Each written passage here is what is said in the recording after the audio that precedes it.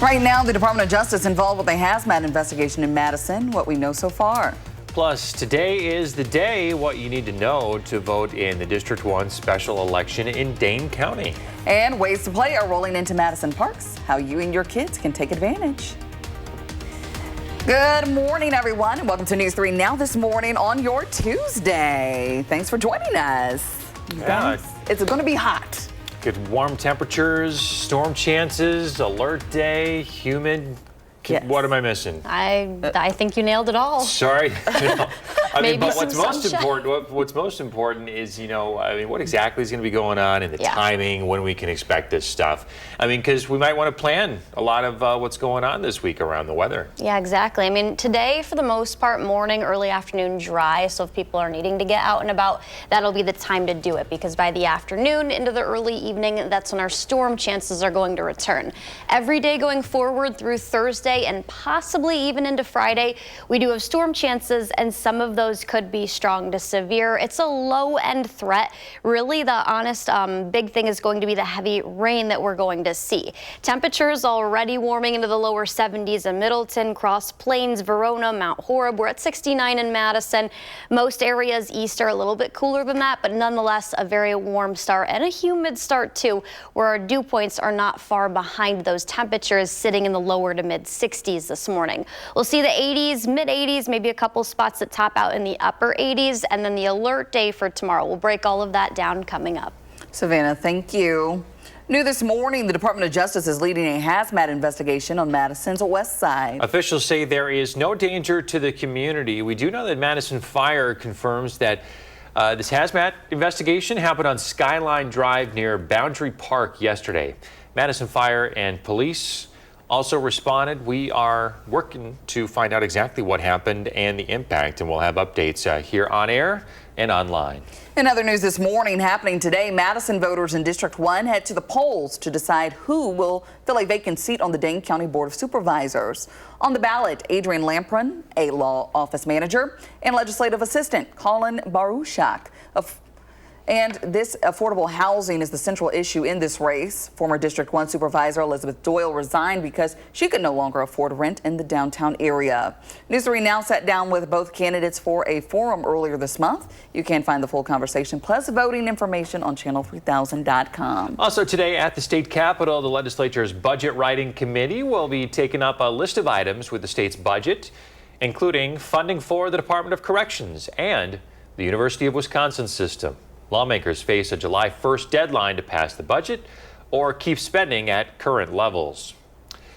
6 months after the Abundant Life Christian School shooting, the push for gun legislation continues at the state capitol. While no major legislation has passed yet, both Republicans and Democrats have introduced bills in the Senate and Assembly. Republicans proposed a bill to make gun safes tax-free. This measure would not restrict citizens from obtaining guns, but would encourage safe gun ownership. The bill currently awaits review by the Joint Survey Committee. Meanwhile, Democrats introduced a package of gun-related bills. The package includes a ban on ghost guns, mandatory waiting periods, and a red flag law. The red flag law would allow law enforcement to remove guns from individuals deemed high risk. For those affected by the shooting, the road to recovery continues. The community came together just hours after the tragedy to begin the healing process. Hundreds gathered for vigils in the Madison area to support the victims and their families. Senior Pastor Pedro Ruiz says that the community coming together helped many in a time of need. I think it was something that it was needed for people, that spiritual part of it, that, not knowing, all the whys that we have in our minds, and focusing on, start focusing on healing inside. And I think throughout this time, that's exactly what has happened. The community also pitched in financially. The emergency and recovery funds collected more than $600,000. The shooter's father, Jeffrey Rupnow, is scheduled to return to court on July 24th for a preliminary hearing. He is currently out on bond. He faces 2 counts of intent to sell a dangerous weapon to a person under 18 and 1 count of contributing to his child's delinquency.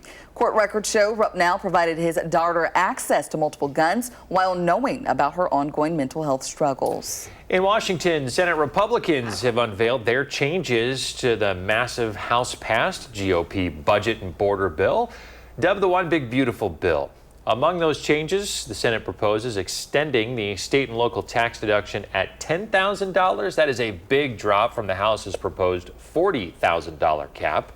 Republican senators are also calling for steeper cuts in Medicaid provider taxes. That's used by the states to help fund their share of the program. A changed bill would have to go back to the House for final approval if the Senate passes it. New bipartisan legislation aims to raise the federal minimum wage for the first time since 2009. The current minimum wage is $7.25 an hour. The proposal would more than double that rate. Republican Senator Josh Hawley of Missouri is partnering with Democratic Senator Peter Welch of Vermont to introduce the legislation. The minimum wage hasn't increased in 15 years. I just think it's basic justice. It's time to give American workers a raise. The Congressional Budget Office previously looked at what a similar hourly increase would do to the economy. They found some low-wage workers could become jobless as business owners would hire fewer employees due to rising labor costs. The State Department of Financial Institutions is putting out some new guidelines on Bitcoin ATM operators. The kiosks are popping up all over the state and are causing problems for a lot of folks.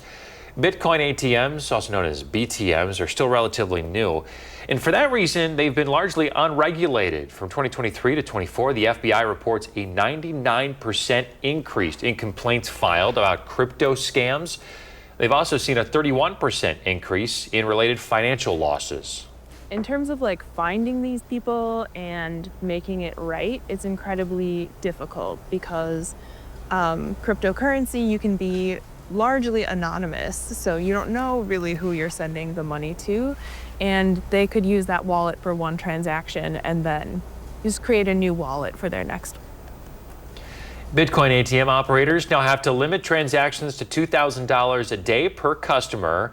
They must also post a warning in front of the BTM and maintain anti-fraud policies and procedures. You can find more information at aarp.org/Wisconsin.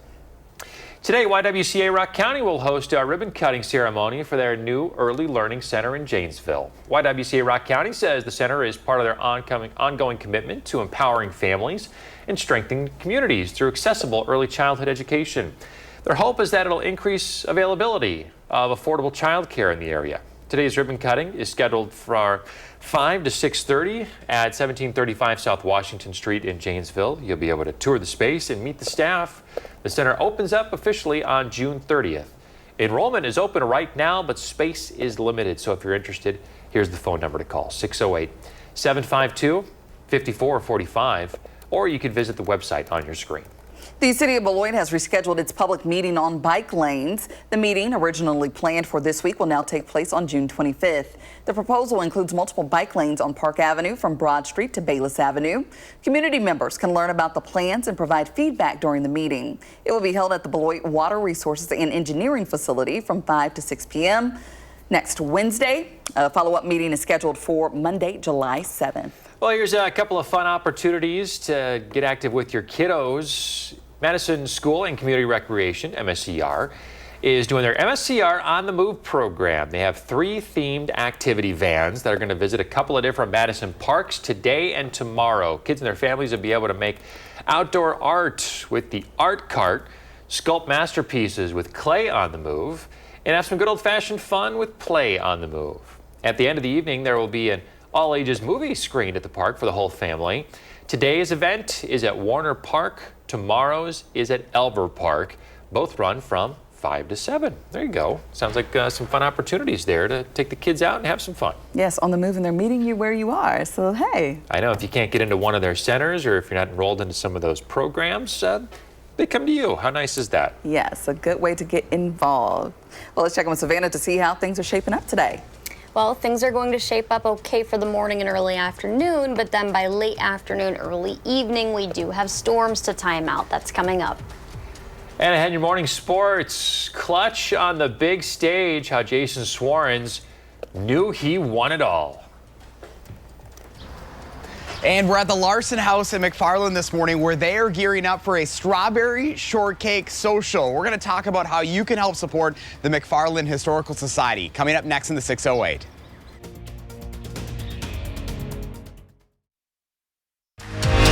You're watching News 3 Now this morning. Moving forward.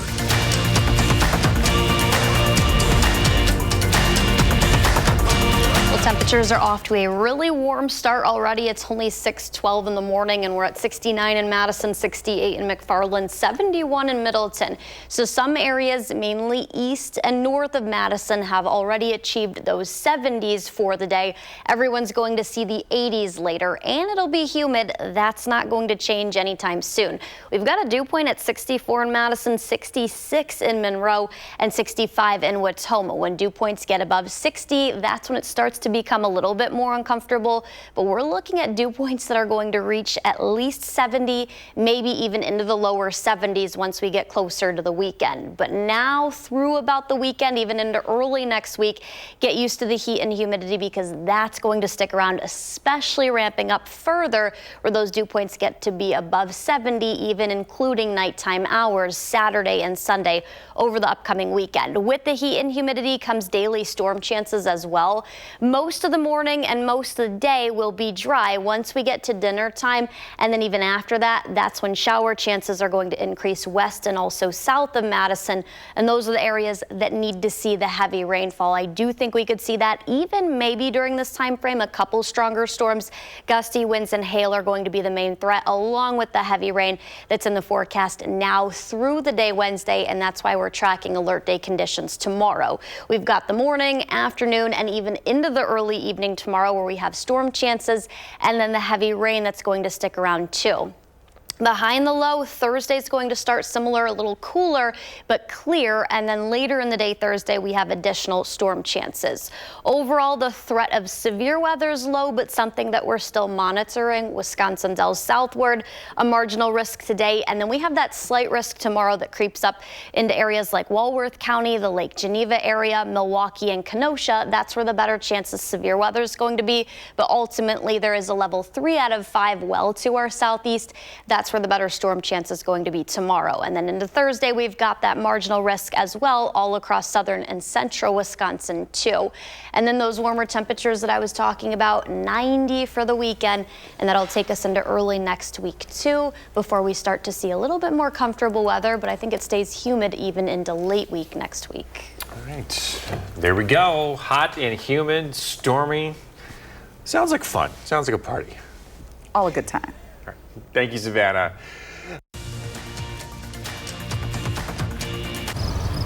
Hey, Josh, it's 6:08 time. Talking about Strawberry Shortcake Social. It's coming back to the Larson House Museum on Sunday. That's right. Our Josh Fighter is live in McFarland with a tasty preview. Good morning. Hey, good morning, you two. Yeah, we're outside the Larson House this morning. This is where that Strawberry Shortcake Social is going to be held on Sunday. Jane Licht is joining us this morning. Jane, good morning to you. Good morning. So tell us about the Larson House. There's some rich history here, I understand. Oh, yes. This is very special. This is an 1898 Queen Anne style Victorian home. And when the McFarland Historical Society bought it in 2012, it was a wreck. It was an eyesore. It's so sad because when the Larson family lived here for almost 80 years, it was pristine and, it was an upscale home. But then it stood empty for about 20 years, and so it, really deteriorated. And because we're on a very prominent corner, the whole community really, understood the history of this house, and everyone was so sad to see it deteriorate over the years.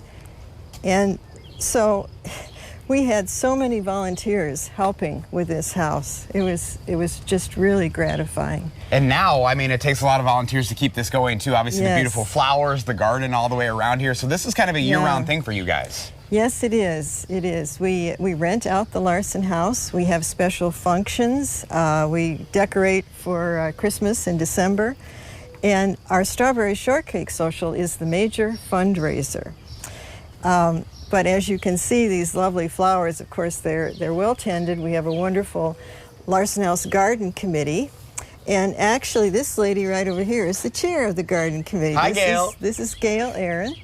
Yeah. So, so you would maybe like to try our strawberry shortcake? Yes, we're going to be doing that coming up here at 6:45. And speaking of the shortcake, you guys have the festival on Sunday. And you mentioned this is the biggest fundraiser for you. That's right. So why and when can people come and check this out on Sunday? Well, they can come from 1 to 5.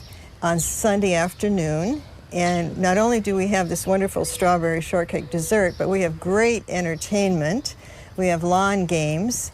We have free tours of the house. It's a great family event. And, we've been doing this for a number of years, and it's really become a tradition in McFarland. And Sunday is the day. Well, Sunday is the Jane, day. thank you so much. Can't wait to get my hands on that strawberry shortcake coming up here around 6:45. If you'd like to learn more about the Strawberry Shortcake Social or maybe the Larson House and how it benefits the McFarland Historical Society, you can go to the story up on channel3000.com. Chris and Kyrion, it has been years since I've had a good strawberry shortcake, so I'm super excited for what my breakfast is going to be here on a Tuesday morning in the 608. Lucky you. Today is the day. Maybe you can bring us back a little bit of something. Today's That the would day. be lovely. If there's any left, guys. Fingers crossed. Thanks, Josh. Josh is always looking for inspirational stories to share with you folks at home. If you have an idea that you'd like to see featured, reach out and let him know about it.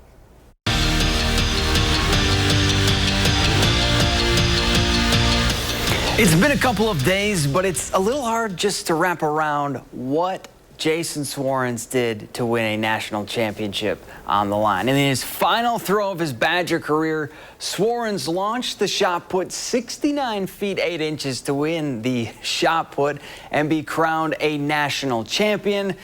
No better way to go out than that, and that toss solidified him as one of the best to ever do it at UW. Just kind of cleared my mind through it, and once I released it, I knew it was going to be a far throw, and then I saw where it landed, and then the emotions showed, and I was screaming, yelling. My voice is still recovering, so this has been like dream come true senior season, indoor Big Ten championship, outdoor Big Ten championship, and then to cap it off, the NCAA championship. It meant a lot. I've gotten 4th, 3rd, and 2nd before, so to finally get 1st feels good. In a little over 2 months, Wisconsin volleyball will serve up their season, and Kelly Sheffield will do it without a longtime member of his coaching staff.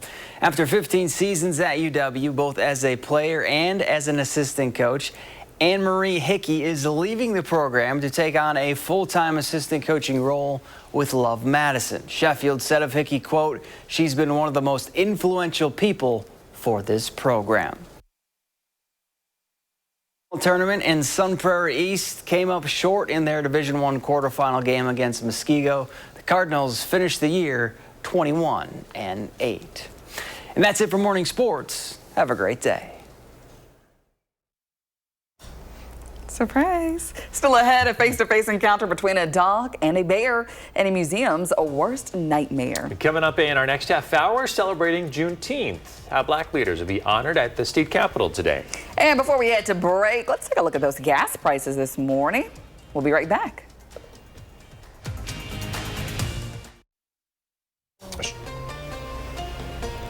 Welcome back. This photo is from Gwen. She says Sunshine is having her yogurt breakfast with her favorite Channel 3 news peeps. Wish we could be outside there too. Yes. Rude. Really, she didn't bring enough for all of us. I mean, that looks like a very healthy breakfast for Sunshine. And of course, Gwen and Sunshine are big fans. Gotta love it. Gwen spoiling her cat yogurt. Yeah. I want to know if this is the coconut one from Aldi. Please let us know because it looks. Is that your fave? Yeah. All right. Coconut vanilla. I think. Questions that need answers. Maybe. Let us know, Gwen. Gwen, thank you. Well, trending this morning, some wild video from California as a dog comes face to face with a bear. Check this out, security camera catching it all. Doodle is the dog's name, and Doodle is brave. Look at that. Wow. Trying to scare that bear away. The bear, though, rather unfazed, just comes in and helps himself to whatever it wants. California Fish and Wildlife advising people there to make sure their trash cans are secure and they lock their doors. Doodle rewarded with a steak dinner for his bravery. And I love how they said they were going to relocate the bear. I would need to be relocated from my home after this. Just remember to lock your door. I would not feel safe after this. No. Well, check this out. A couple's in trouble after getting too comfortable with an art display. The Italian Museum here released this video showing a man and a woman taking pictures in front of an exhibit. Once the man sat down, the chair seat in front just gave out. Oh! The pair then hurries out of the room. The artwork was inspired by one of Vincent van Gogh's most famous paintings that's covered in Swarovski's crystals. Lucky the museum was able to fix the delicate design and put it back out on display. I don't think they have caught up with that couple. It would be the man, like, you're supposed to squat. Just blaming the man. Just squat Lost his balance. Yeah. It was going well. It was going well until he had to. Actually sat down. Yeah. Oh boy. Well, guys, we're tracking a couple of storm chances really the next several days up until the weekend when it gets pretty hot. Those details coming up.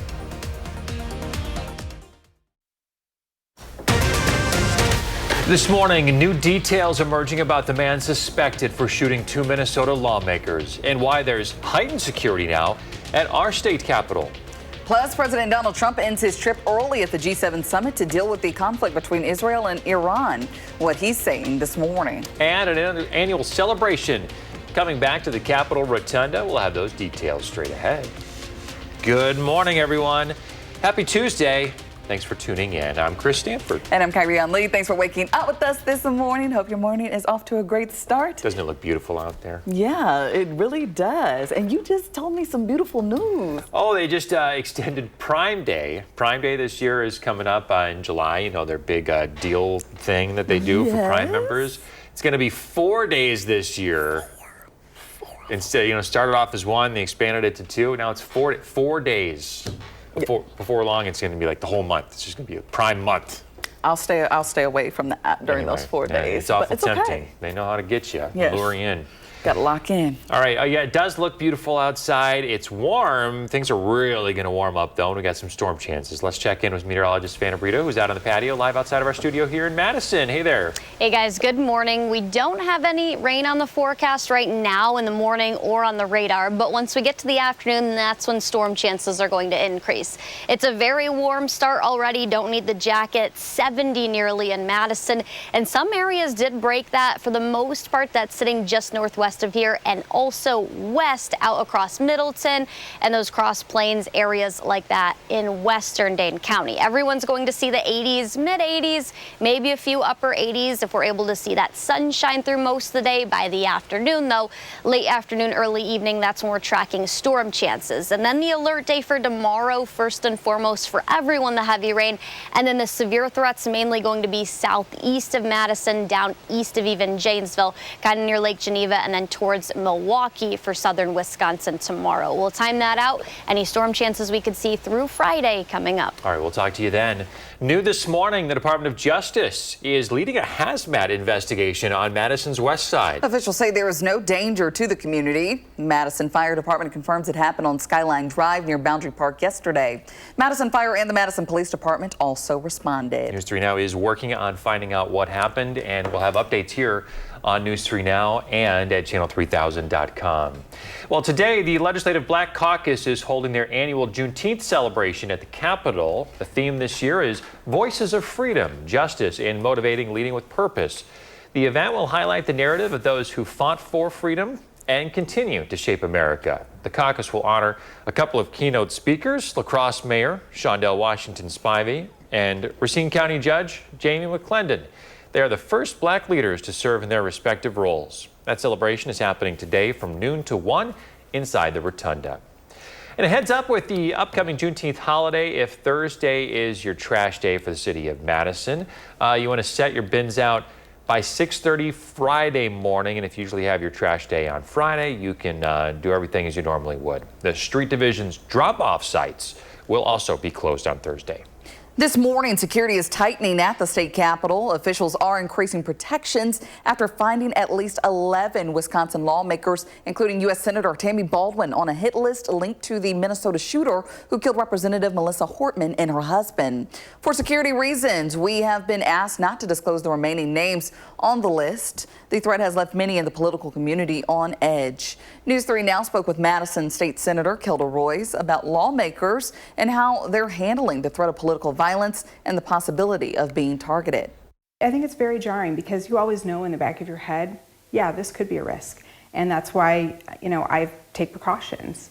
But something like this, I think, really shows just how vulnerable we are.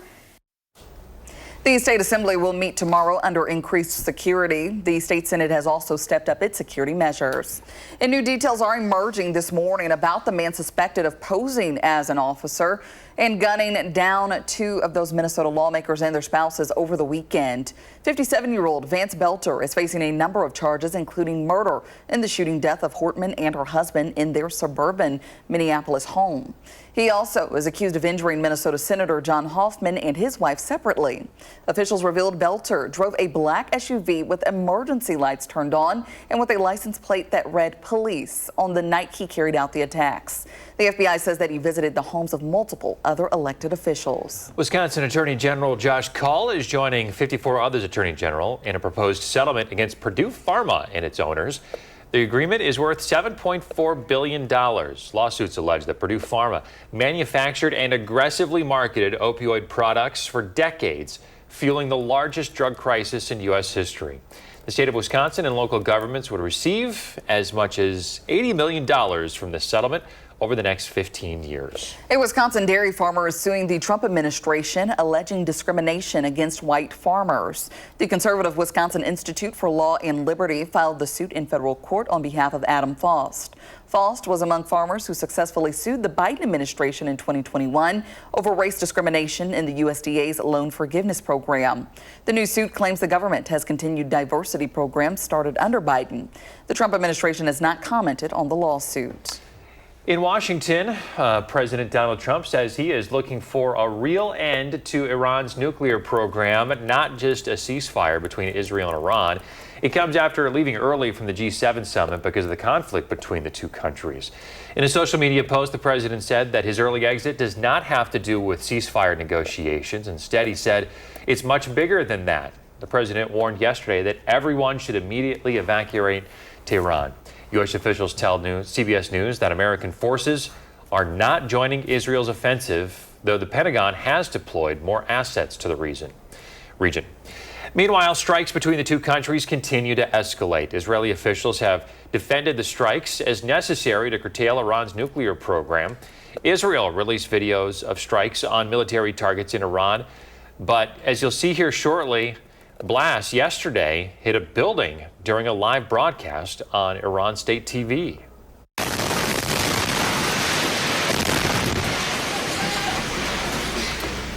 And in Tel Aviv early this morning, sirens and blasts rocked the region. The U.S. State Department is warning Americans not to travel to Israel. The embassy in Jerusalem says it is not in a position to assist with evacuations. The Supreme Court is weighing how much power lower court judges have to block the president's policies for the entire country.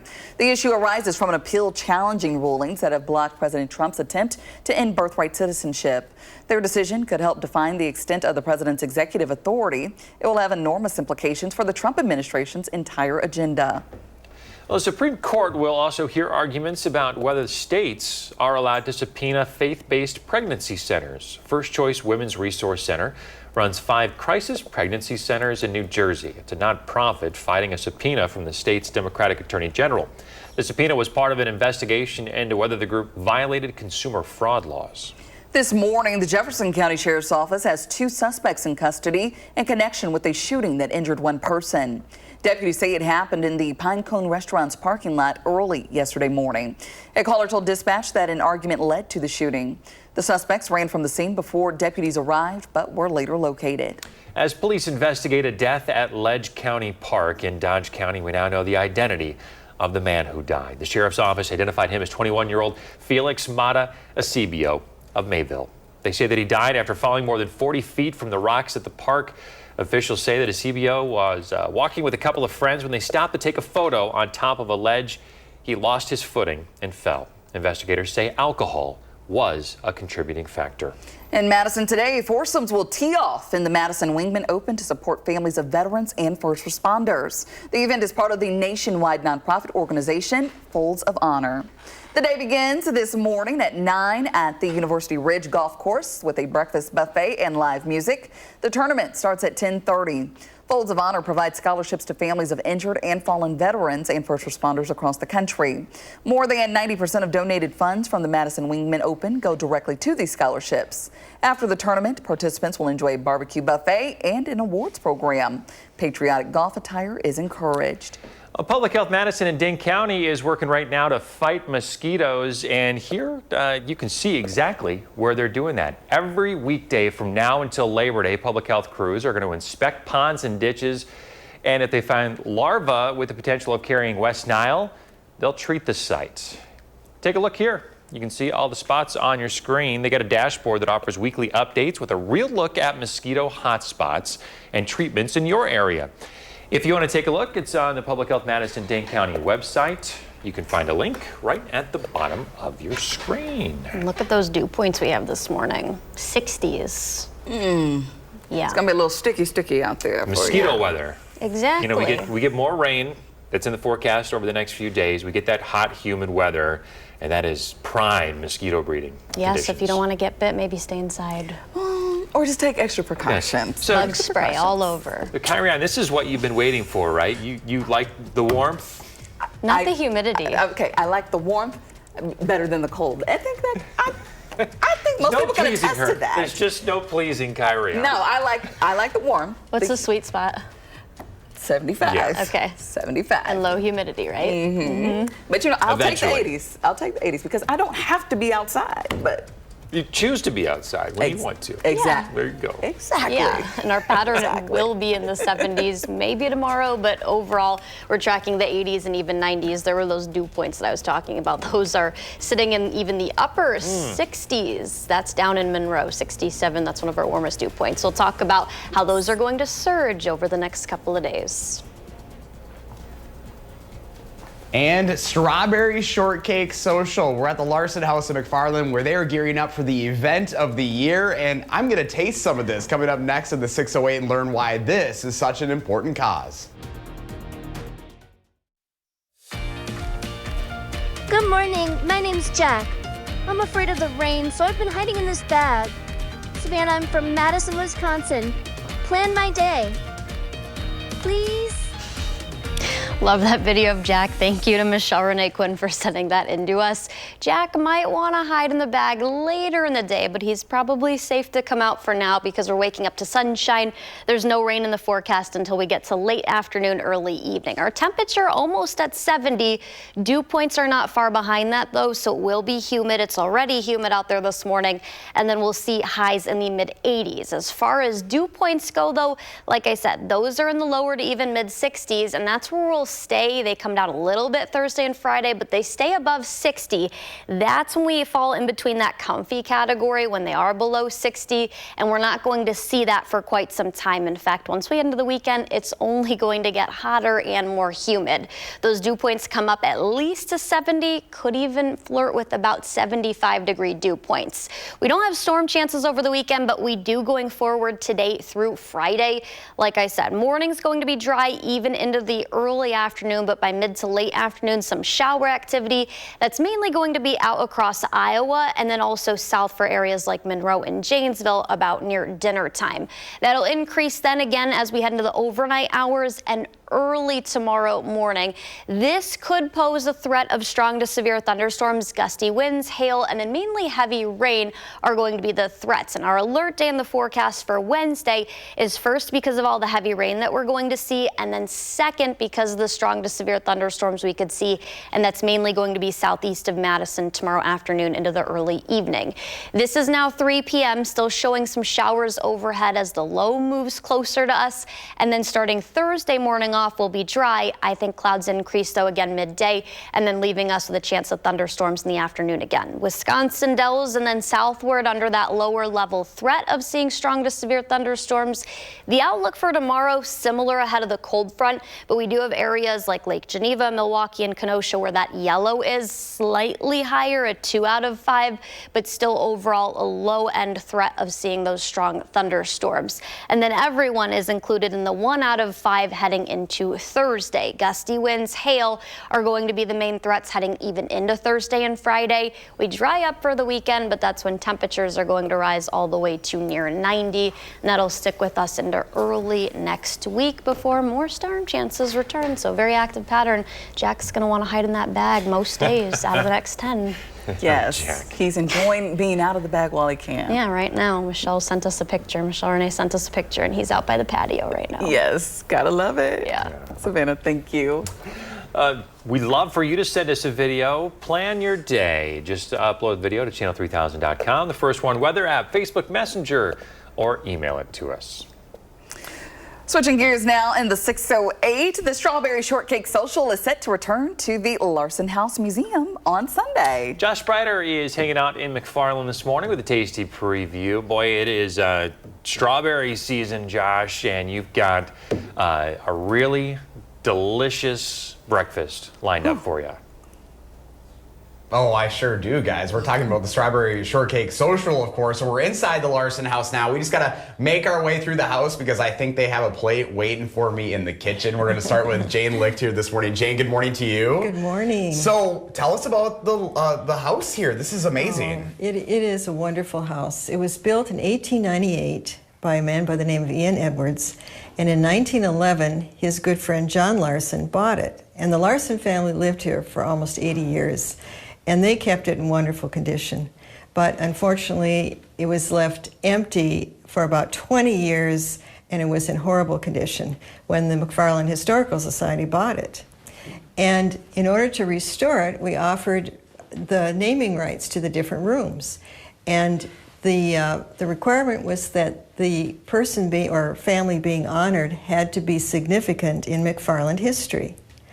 And it's so wonderful that the ancestors of John and Julia Larson paid for the naming rights to this room. Wow. So we have the Larson room in the Larson house. That's so cool. And I mean, Yeah. you talk about community. Obviously, it took the community support to bring this back. You mentioned you purchased this back in 2012. So 13 years that volunteers like yourself have been keeping this going. Yes, yes, absolutely. We have, I don't know, 50 to 60 volunteers that do various jobs for the Larson House. And this particular room, of course, is the dining room. This is where the family had their Sunday dinners. And we know that they had a table very similar to this, and a side buffet, and a pass-through cabinet. And it was McFarland State Bank that actually paid for the restoration of this room. Wow. Yeah. That's amazing. All right, we've made it to the kitchen. Okay. Jane, tell us about the Strawberry Shortcake happening on Sunday. I know Gail's finishing up my plate right here. That's looking pretty good. So what can people expect on Sunday? Oh, Sunday is our major fundraiser, and it's always lots of fun. It's family friendly. We have great entertainment. We have, of course, the best strawberry shortcake in Dane County, in Wisconsin and beyond. And we actually hand-pick the strawberries.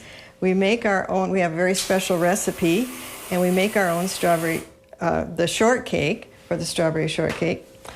And this is an example of what you will get. Look at that. Look at me. I'm like trying to like, give it to me, give it to me. I'm going to give it a taste here. Boy, that is a heck of a plate.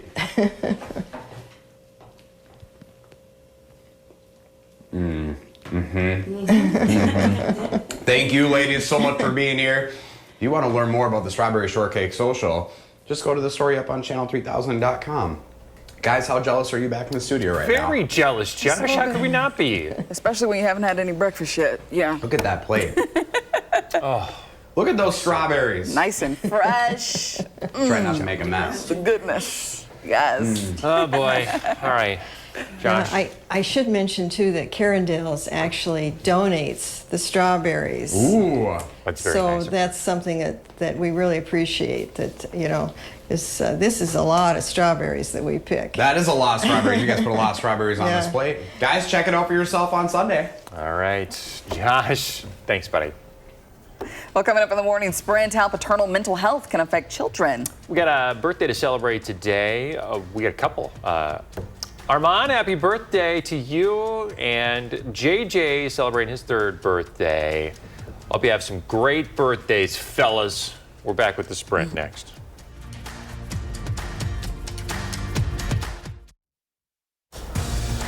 Time for the morning sprint. The Department of Justice is leading a hazmat investigation on Madison's west side. There is no danger to the community, according to officials. Madison Fire Department confirms it happened on Skyline Drive near Boundary Park yesterday. Madison Fire and the Madison Police Department also responded. We're continuing to follow this. We'll have more details here on the air and on our website, channel3000.com. We now know more about the Wisconsin lawmakers named in the hit list of the man suspected of shooting Minnesota lawmakers. At least 11 lawmakers from the state capitol are listed along with Senator Tammy Baldwin. We've been asked not to report the names of the people on that list for security reasons, though. It has left many at the state capitol on edge. There's growing evidence that the mental health of new fathers can impact their children. A review in JAMA Pediatrics finds paternal depression, anxiety, and stress in the period during and after pregnancy are associated with worse child development outcomes in social, emotional, cognitive, and language areas. Researchers say new fathers should be screened early for mental health issues. This morning, President Trump says he's looking for a real end to Iran's nuclear program, not just a ceasefire between Israel and Iran. It comes after the president abruptly announced his plans to leave the G7 summit early because of what's going on in the Middle East. The president was in Canada for the summit, where he signed a trade deal with Britain that will reduce tariffs on British automobiles and jet engines. Today, voters in Dane County's District 1 will elect their representative on the county board. Law Office Manager Adrian Lampron is up against Legislative Assistant Carlin Baruchak. At the center of the race is affordable housing. It's the reason former District 1 Supervisor Elizabeth Doyle resigned from her post. She says she could no longer afford rent in the downtown area. Well, temperatures are going to be in the mid-80s this afternoon. Chance for storms later today. We've got an alert day tomorrow, and that's mainly going to be for the heavy rain that we're going to see. All right, Savannah, thank you. Coming up next is more CBS Mornings.